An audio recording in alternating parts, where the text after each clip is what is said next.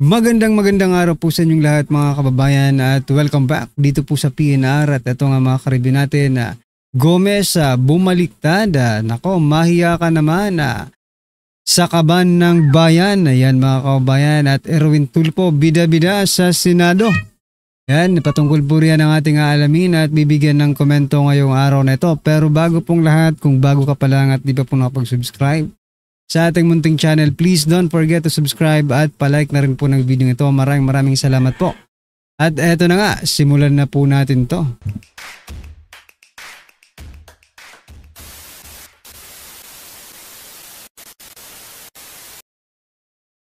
So yan mga kababayan, bago po natin pasadahan ang video ito, unahin po muna natin ang mga nagte-trending na mga balita dito po sa mundo ng social media. At eto nga, lahat po ay nagulat. Nako po. Ito pong si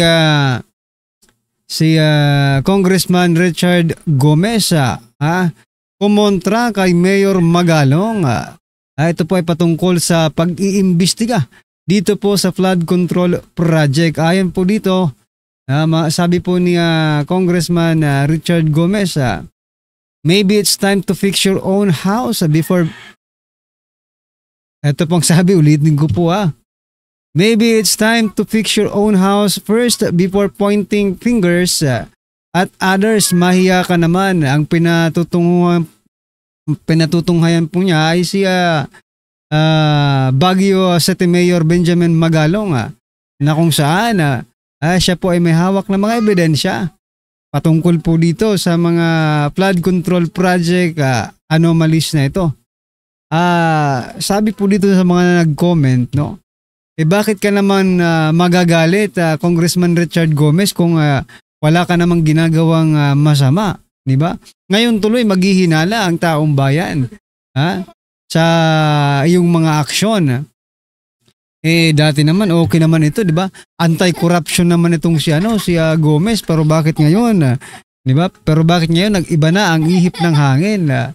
Sabi po naman nag-comment dito, iba talaga ang nagagawa ni Tamba. Pati si Richard Gomez, nag-I love you na. Nako po. Tila pinaringgan ni late 4th District Representative Richard Gomez, si Baguio City Mayor Benjamin Magalong, sa kanyang Facebook post kaugnay sa pag-iingay umano nito hinggil sa korupsyon ng mga kongresista. Kasi kongresista siya no? Matatandaan na si Magalong ang tumutuligsa sa mga proyektong pang-infrastruktura ng gobyerno kung saan ang pondo ng publiko ay nawala umano sa sobrang taas presyo ng mga kontrata at kickback. Totoo naman, di ba? Yun nga ang gustong i-point out dito ng ating mga kababayan na nagko-comment. Bakit ba uminit ang ulo, bigla lang uminit ang ulo mo, Congressman Richard Gomez? Di ba?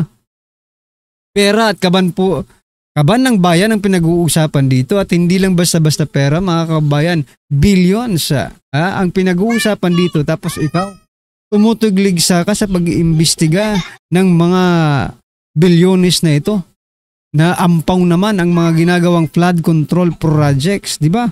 Nako po. Anong nangyari dito kay Congressman Richard Gomez? Mukhang insecure ba ito kaya Mayor Magalong? Or maybe lang naman baka tinamaan din ito. Baka isa ito sa mga sinasabi ni Congressman Senator Rodante Marcoleta na humihingi ng pondo diyan sa DPWH. Nako po, yari na. Ayan, ay opinion lang natin. Speculation lang habang wala pa pong linalabas ng mga ebidensya mga kababayan. Pero nagtaka nga ang taong bayan kung bakit bigla lang boom, out of the blue mga karibin natin, ang isang anti-corruption ngayon ay ayaw magpa-imbestiga. Nako po. Eto pa. Eto si Erwin Tulfo. Eto lang itong sinabi ni Erwin Tulfo mga kababayan, ang bilib tayo. Bago ko ipakita, palakpakan muna natin. Eto. Kasi po, ito po ang sabi niya dito mga kababayan. 545.64 billion worth of flood control project. This is nothing but a grand robbery of our nation. Tama ka, no? Sa lahat ng sinabi mo buong taon, ito na siguro ang pinakamagandang sinabi mo. kahit nagbibida-bida ka, di ba? At least may nasabi ka namang maganda, ha? Diyan sa Senado, mga kababayan. Totoo naman eh. Ito po ay malakihang pagnanakaw sa ating kaban ng bayan. Ha? Paano hindi malakihang pagnanakaw ito? Biruin mo, billions. Kaya nga, sa 500, di ba? 545.64 billion. No? Tapos, makikita mo yung project nila, mga kababayan. Mas marami pang lupa kaysa sa semento. Sabi yung formula nga, 80% na lupa, 15% na semento, at 5% na bakal. Nako po, kaya pala bumibigay, konting ulan lang. Yung sinasabi nilang mga flood control projects. Nako naman. Ito pa mga kababayan, pasadahan din po natin ito. Nako, ito sa kabila po, sa kabila po mga kababayan ng mga nangyayaring anomalya sa ating gobyerno, pakita ko na lang sa inyong balita. Philippine government to borrow, Borrow mga kababayan, ibig sabihin, mangungutang na naman po, yari. 2.7 trillion to cover 2026 deficit. Yan, Yung kakulangan na 2.7 trillion pesos, no? Para sa 2026 budget ay uutangin ng gobyerno. Nako naman.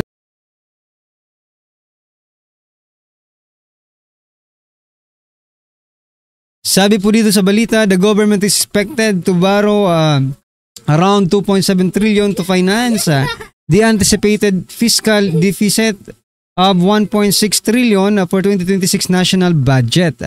The House of Representatives Congressional Policy and Budget Research Department said in its report. Ayan mga kababayan. So, hindi, buti sana kung ano lang to, bigay ito utang po ito no? Utang, at ang magbabayad po nito ay taong bayan, tapos ilalagay lang po nila sa mga flood control projects na mga bogo. Sabi nga po niya, mismo nga pala mismong DPWH Secretary, si Secretary Manuel Bunuan, umamin, nako po. Ano po ang kanyang inamin? My ghost project sa DPWH, nako. At yung ipinakita natin kahapon na formula, 80% na lupa, 15% na semento, at 5% na bakal. Ayun, dun pala napupunta itong bilyones. Parang millions lang yata ang ginagastos dyan at hindi billions. Diba? Anyway, ano po ang inyong masasabi dyan mga kababayan? I-comment nyo na lang po. At eto, pasadahan din po natin itong si Speaker Martin Romualdez. Nako, marami pong nag-react na netizens dito. Sabi po dito ni Speaker Martin Romualdez, wala tayong itatago sa taong bayan. Sabi naman po dito ni Atty. Rowena Guanzon, hindi mahanap yung committee report, yung report po, yung small committee na create po nila, no? Hindi po mahanap yung committee report. Nasaan po ang committee report na yan kung wala kayong tinatago sa taong bayan? Di ba? Niloloko nyo na naman ang taong bayan. Sabi nga dito ni may repost kanina, no? Ng post na ito, sabi niya po dito sa caption niya, pakita nga ng bulsa mo, no? Kasi sinasabi dito ni Speaker, wala tayong itatago sa taong bayan. Sabi naman po ng nag-post, pakita ng bulsa mo, nako. Eto na lang, itong sinasabi ni Atty. Rowena Guanzon na yung committee report na hinahanap po ni Representative Toby Chanco, no? Doon po sa kanilang deliberation, ng budget deliberation, di ba? Bakit hindi nila maipakita yon mga kababayan? Kung wala silang tinatago, nasaan po? Dapat na-archive na po yung committee report na yan. Pero sabi po ni Representative Toby Chanco, wala naman doon sa kanilang mga files. Nasaan po yan? Nako po, baka pera ang laman. Anyway, ano po ang inyong masasabi dyan mga karibo natin? I-comment nyo na lang po. At eto, pasadahan po natin ang video nito at bigyan po natin ng reaksyon. Eto ang pamagat nito. Kapapasok lang matapos nagbida-bida, Erwin Tulfo sunog kay Senator Rodante Marcoleta sa Blue Ribbon Committee. Eto, pasadahan po natin to. Ito Ang balita ngayon, trending at pinag-uusapan ngayon sa mundo ng social media. Ang di umano'y balitang, huwag maging pasikat at mayabang lalo na't hindi mo naman kayang pangalanan. Ito ang tila matinding sigaw ng taong bayan sa mundo ng social media matapos tila nasupalpal at harapang pinitik ni Senate Blue Ribbon Committee Chairman Senator Mark Coleta ang senador na si Erwin Tulfo sa isinagawang Senate Blue Ribbon Committee kaugnay sa kontrobersyal at maanumalyang mga flood control na hanggang ngayon ay isa sa nagpapahirap sa maraming Pilipino at sa bansang Pilipinas. Pero bago ang lahat, kung bago ka pa lamang sa aming channel, please huwag kalimutang mag-like, subscribe at i-click ang notification bell para mas maging updated ka pa lalo sa lahat pa ng bagong video na i-upload namin. Bida-bida na naman si Erwin Tulfo mga kababayan, no? Matapos di umanong nagpabida-bida sa kanyang speech kaugnay sa kontrobersyal na flood control project ng bansa, Senator Erwin Tulfo tila hindi na nakaligtas sa kamay na bakal ni Senator Rodante Marcoleta matapos pasimple nitong sinupalpal sa harap ng Senate hearing at tila nasampal ng katotohanan si Erwin Tulfo matapos nitong tila magpasikat na naman sa Senado at sinabi pang pangalanan ang mga sangkot sa di umano'y kontrobersyal na flood control na siyang nagpahirap sa maraming Pilipino, lalong-lalo na sa Luzon, na ayon pa sa kanya, pangalanan na ang dapat pangalanan. Matapos ang tila matapang na pahayag na ito na Erwin Tulfo ay hindi na nakapagpigil ang Senate Blue Ribbon Committee Chairman na si Senator Rodante Marcoleta na harapang pinitik agad mismo sa hearing si Erwin Tulfo sa mga pinagsasabi nito na pangalanan na ang dapat pangalanan. Buwelta pa at pasimpleng pitik ni Senator Rodante Marcoleta kay Erwin Tulfo. Pinitik. Di pangalanan mo na ayon sa ilan nating mga kababayan. Para bagang ang ibig sabihin daw ni Rodante Marcoleta, mga kababayan, ay ang dami mo namang satsat. Di pangalanan mo na. Narito ang full video kung saan paano pasimpleng nasunog sa harap ng isinagawang pagdinig ni Senator Erwin Tulfo sa usaping flood control ng bansa. Narito't panoorin ang full video. Let me ask, sino-sino ang kumita habang libu-libong Pilipino ang nalulunod sa baha? Mr. Chair, we cannot hide behind technicalities anymore. Names must be named. May script pala may script. Sabi mo, names must be named. Sinabi mo na yung mga pangalan ng mga politiko eh. Tamaan na po ang tamaan, kaibigan, kasamahan, kamag-anak o matataas na opisyal. Justice must Talaga ba? served. Pero may oras ka pa naman, maya-maya ng konti. May listahan ka dyan. Banggitin na natin lahat ang mga dapat banggitin.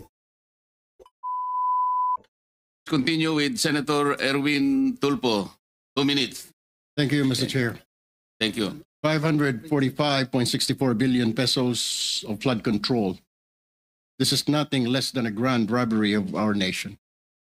Sa salitang kalye, pagnanakaw to the max. Correct. DPWH officials, contractors, and their cohorts in public office need not explain anymore because we already have an answer why year after year flood waters still drown our communities while their bank accounts are flooded with taxpayers' money. Bago pa man may sakatuparan ng isang proyekto, hinihinga na po ng 20 hanggang 25% na komisyon ng mga kontratista sa klap po ng ilang mga politiko. Yan po ang dahilan kung bakit substandard o palpak ang mga proyekto at karamihan ay ghost projects na. Ang sistemang ito dumadaan mula sa politiko, undersecretaries, regional director, district engineer hanggang sa project engineers. At sa bawat opisyal na dadaanan pa ng flood control project na ito ay nakakaltasan pa ito ng 2 hanggang 5%. Halimbawa, kung ang proyekto ay pinondohan 100 milyon, nasa 40 to 30 milyon na lang po ang halaga nito pag nagawa na dahil sa mga komisyon o kickback simula sa itaas hanggang sa ibaba. So, ibig sabihin mga kababayan, meron po siyang ebidensya. Itong pagsasalita, itong statement na ginagawa ni Senator Erwin Tulfo, sana lang may kaakibat itong ebidensya. Gaya po ng sinasabi ni Mayor Magalong. Baka mamaya mga kabayan, puro satsat lang ito. Tapos pag, diba? Oh, eh di nakakahiya naman sa Senado.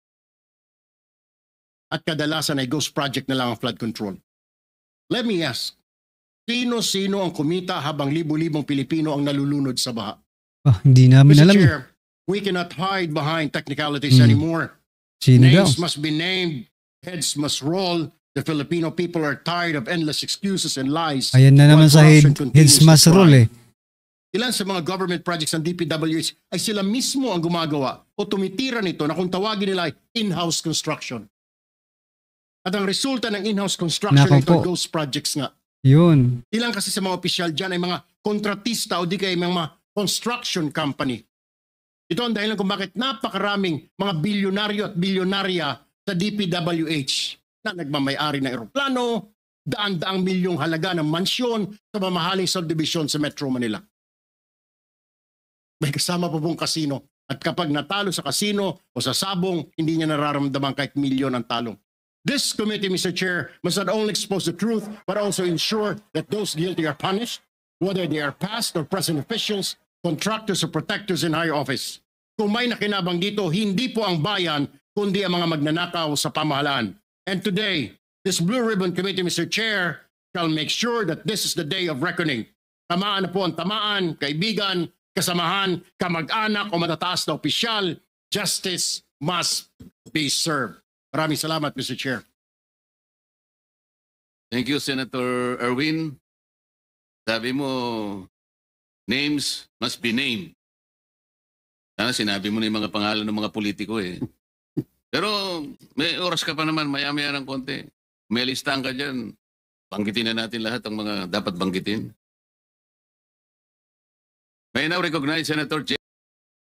So yan mga kababayan, sana nga'y pangalanan lahat. O, sana mayroong listahan na si Senator Erwin Tulfo para pangalanan na po nila. Yung mga politiko na mga sangkot dito po sa flood control projects na ito. Okay?